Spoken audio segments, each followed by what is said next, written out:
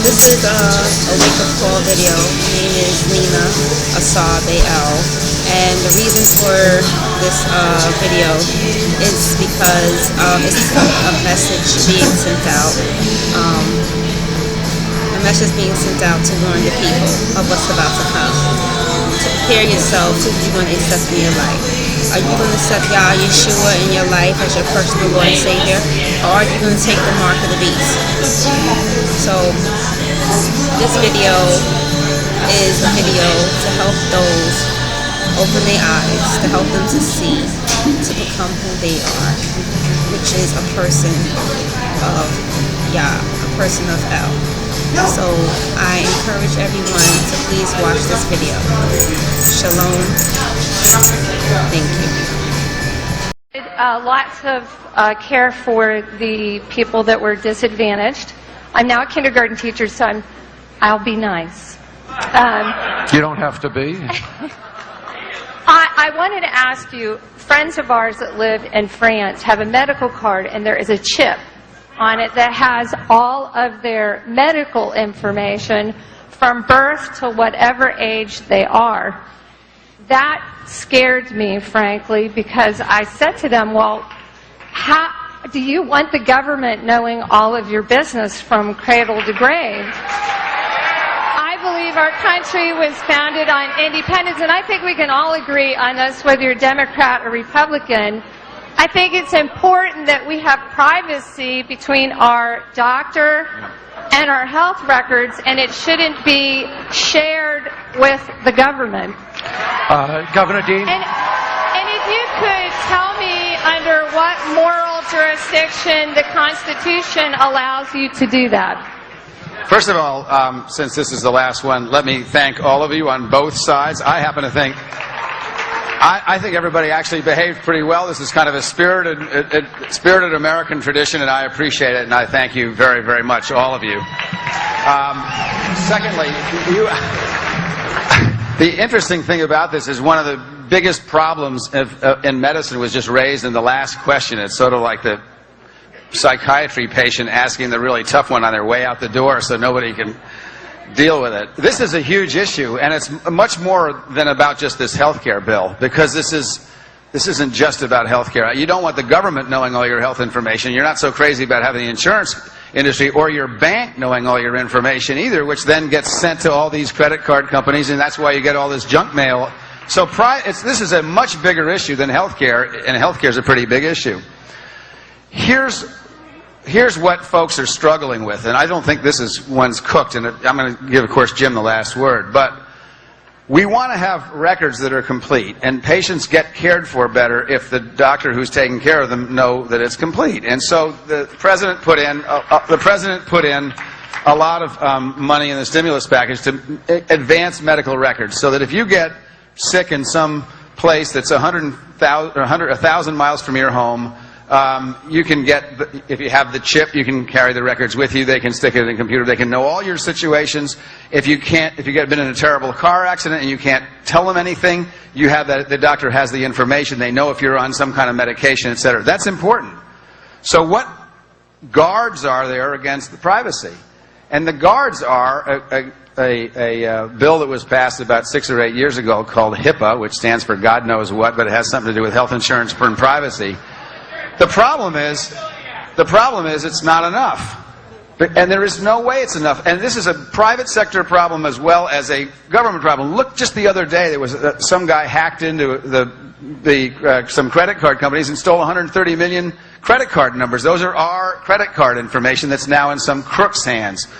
So there is no really good answer to this, because in this information age, there's going to be, and there already is, more information available than most of us, at least in my generation, didn't grow up on Facebook, would ever be comfortable in having in other people's hands. On the other hand, the more information that your healthcare professionals have, the better it is. So the key is, how are we? And this is an open question, because I don't think anybody knows the right answer to this. How are we going to build a wall between, particularly the government, but also corporate America, and ourselves so that our private information stays private. But there are people who need to know our private information, and one of them is the healthcare professional that's taking care of us. So this is a great question, unfortunately, for which there is no perfect answer. So I'm sorry to leave on that kind of a note. Let me thank you again. I've actually enjoyed this, and I hope Jim has too.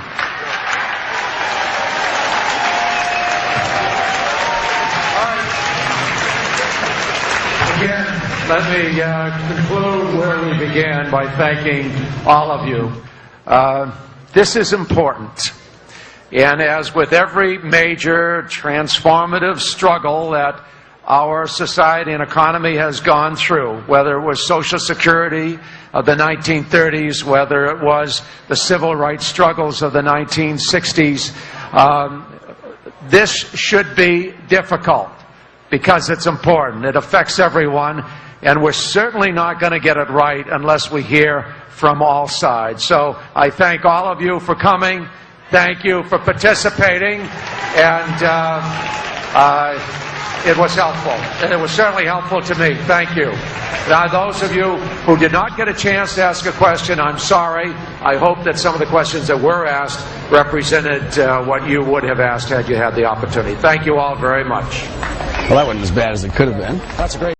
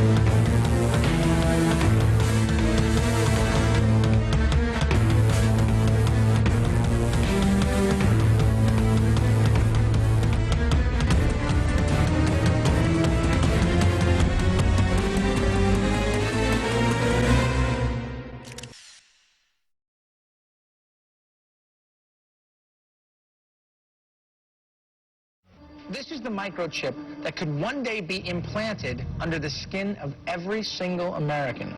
We have a Florida family who are really pioneers in a brave new world. They have volunteered to be the first ever to have microchip identification devices implanted into their body. After 9/11, I was really concerned with the security of my family. Top CFR Lieutenant Diane Sawyer, for 8 minutes, sat there in a sickening fashion with this poor, pathetic family as they discussed how they were all taking microchips because they believed in America and wanted to stop the terrorist. Ladies and gentlemen, this is something out of a science fiction horror movie. They're taking chips because they stand with the mother government. I'm living in Nazi Germany Twilight Zone. Now politicians are announcing that they want to get chipped. Something has to change, though. They have to find a better way to identify the bad guys, or the rest of us are going to stay home and watch the world go by on television. But we need some system for permanently identifying safe people. Most of us are never going to blow anything up, and there's got to be something better than one of these photo IDs, a tattoo somewhere maybe. The Saudis used an American device to scan the eyes of travelers. I wouldn't mind having something planted permanently in my arm that would identify me. If we don't do something, people are going to stop flying. If they stop flying, and I don't go to the Giants games, it means the bastards have won. Yeah, we're not going to let you win, buddy. We saw what you just implied. We're with Al-Qaeda if we don't take the microchip. Do you know how to keep your children safe? We'll tell you tonight. In the next year, you'll be able to use your teen's cell phone to locate them 24/7. Younger children will get a small global positioning device hidden in their wristwatch or backpack. And just around the next high-tech corner, an electronic chip like this that can be implanted under your kid's skin. Let's say children in your community start wearing wristwatches with GPS devices in them. Can't that only be a good thing for the community if it keeps children safe? I would love that. I mean, what's a parent's fear? I think it's a parent's obligation to ensure that their children have a chance to mature, to grow, to realize their potential. And if it means it's Big Brother, so be it. You got to do what you got to do to keep your kids safe. Civil libertarians, eat your hearts out. Civil libertarians, eat your hearts out. Applied digital solutions could track human beings by satellite. All right, we got the Van Dams, we got this little girl Elizabeth Smart, we got this girl in Pennsylvania, we got Samantha Runyon, we got this other little girl, one after another, after another, after another, after another. And the parents around America saying, we can't even allow our kids to play in the front yard. Is there anything, technologically speaking, that they can do that could help in a situation like a kidnapping? Is there, for example, a microchip, a watch, a tracking device we can use for our kids? We are working on a product that we have called internally a PLD. PLD stands for Personal Locating Device, which is an implantable GPS for which our company owns a patent and can be implanted surgically in the clavicle area of a child or someone that you are interested in tracking. It is the first implantable microchip for humans that has multiple security, financial, and healthcare applications. One thing I would just suggest, I'm just an outside, soon-to-be investor. I love this idea, by the way, Scott. I think this is great. Thank you, Sean. Put it in earrings, put it in a cross, make it smaller, maybe not implantable, and I think let parents choose. It's not the government, so I like it. But we're currently working on those applications. Good. I hear music, so thank you for having me. Give me a cut, Scott. No, I'm kidding. all the best. Thank you. Thank I think you. it's a great product. I really do. Fort Worth Star Telegram. Fearful parents turn to privacy devices. Gets into the microchips. This report comes from the Air Force website. It was also on the Federation of American Scientists. They explain how they're going to get you to accept implantable microchips. It says the PR implications, how they're going to use the media to condition the public to take microchips. This was from January of 2000. Rental car companies may be tracking you via GPS. And now they've admitted that most new cars have satellite tracker boxes already in them. They've started taxing people in England with the satellite tracker boxes. And I've read the federal documents where they plan to start taxing and tracking us with satellite tracking boxes in our cars here as well. And in Los Angeles and north of LA, they're going to make you carry a transponder tracker. That was in the New York Times. I mean, this is getting too out of control. College seeks security in thumbs. Colleges, to buy and sell, to get their lunches, to get into their libraries, got a thumb scan. Again, training the generations. They're doing this with the junior high and middle school and elementary school kids. They're making them thumb scan to get their lunches, training them for the cashless society. No cash allowed, getting them into the control grid. You're getting scanned. It's not just children getting brainwashed on cartoons. It's everywhere. This is the prison grid, turning the whole world into a cashless control system. I have read the federal documents, the total plan to force us into these compact cities. You absolutely must resist the thumb scans, the face scans, the retina scans, cameras that can recognize you and scan your face against 1 billion faces in a single second.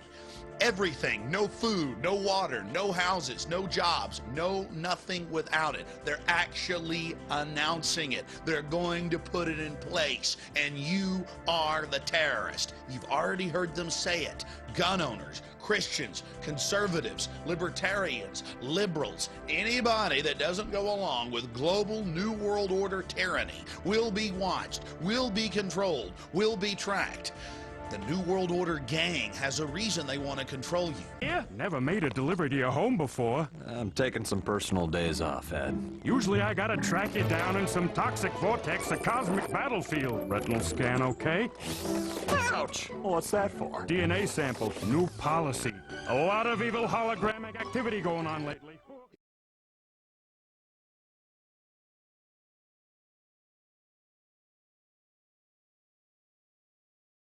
The implant microchip will store data information such as fingerprint, footprint, eye scan, DNA genotype, financial status, and personal history. No one will be able to buy or sell without it. One will identify the individual with the mark. Oh yes, the ID card will also be coded with numbers. And the number is 600 threescore and 6.